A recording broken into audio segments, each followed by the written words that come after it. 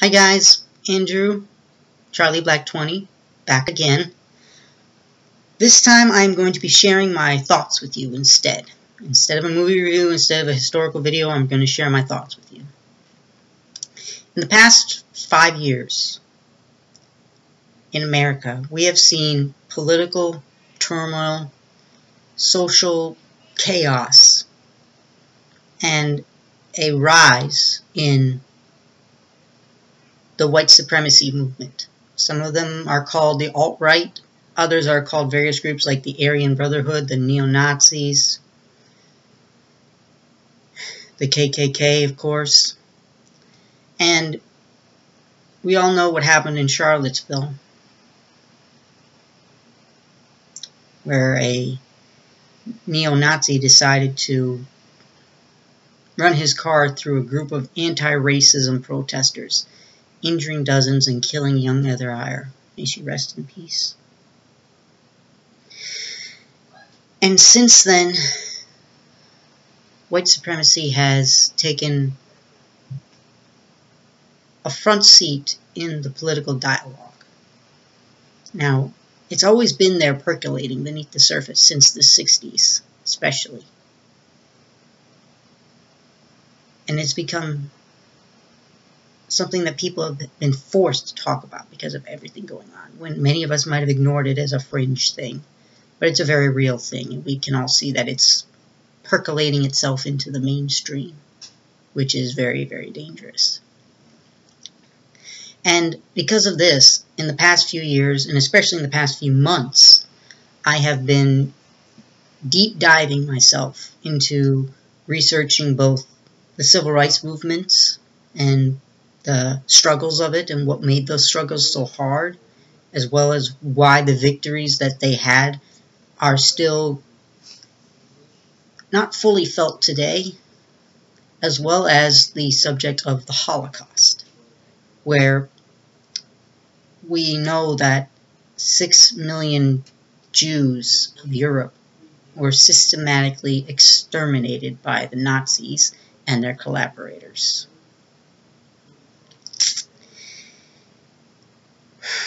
Now, being Jewish, the Holocaust affects me especially. Being an atheist makes me look at that from a lens of logical reason rather than a religious one.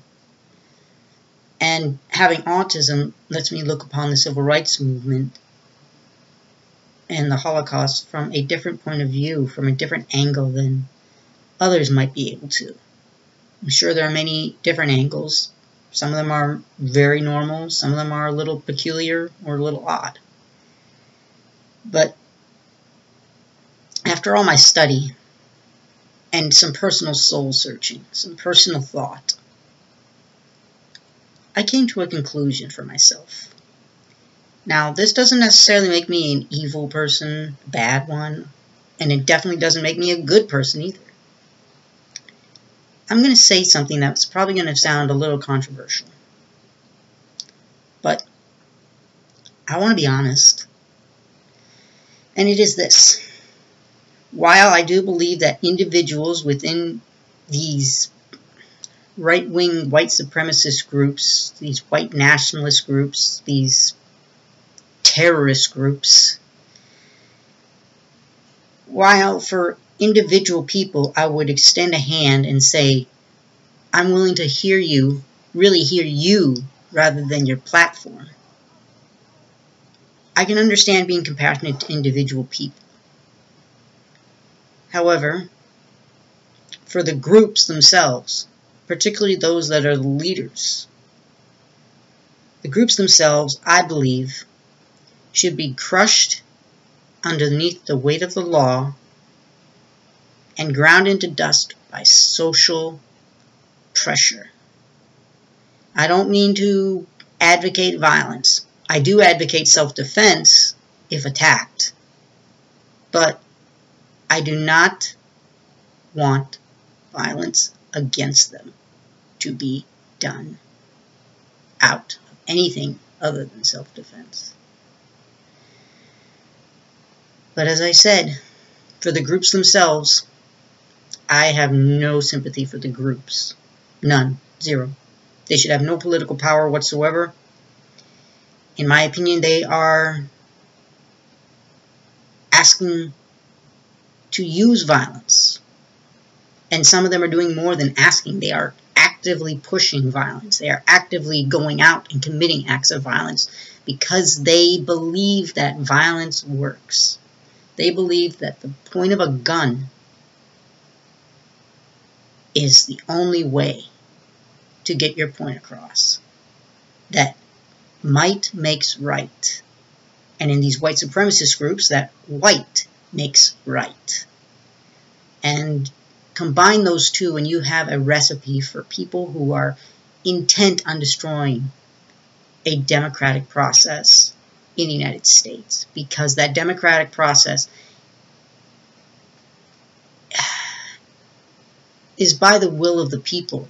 And even in today's crazy world, there's no doubt that overt and legally sanctioned racism is wildly unpopular with the mainstream people, with normal, everyday human beings who, while they might have their own prejudices in their mind, they don't want it enforced by law because they don't want to be bothered by it. They just want to live their lives as best they can.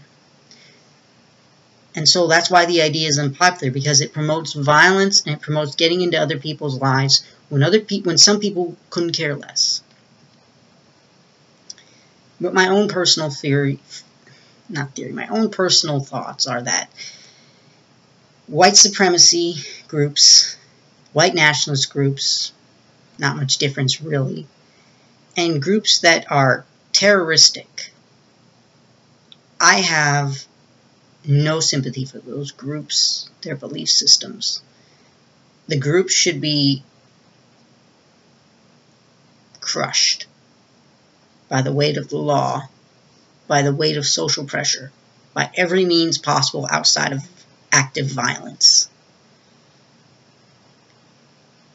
And again, I find that the individuals you should reach out to and try to help, that's where your compassion should lie, with the individuals, but not the group. You say, oh, these poor group of people. No. Let them leave the group. Let the group disintegrate first. Then you can reach out a compassionate hand. So, I wanted to get that off my chest for you guys, because in these last few videos, maybe I've been acting a little differently. Maybe I've looked like I had something on my mind. Maybe I wasn't articulating myself very well. But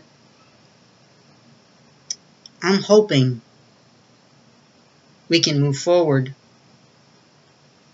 as a united front against racism and bigotry, at the very least. Maybe we'll never agree on anything again as Americans. Maybe we won't politically agree on anything else. But I'm hoping that on just that alone, we can at least agree that racism and the violence that they espouse must be crushed. So, thanks for listening, guys. I hope that this at least opened some eyes and was able to show my true colors. Thanks.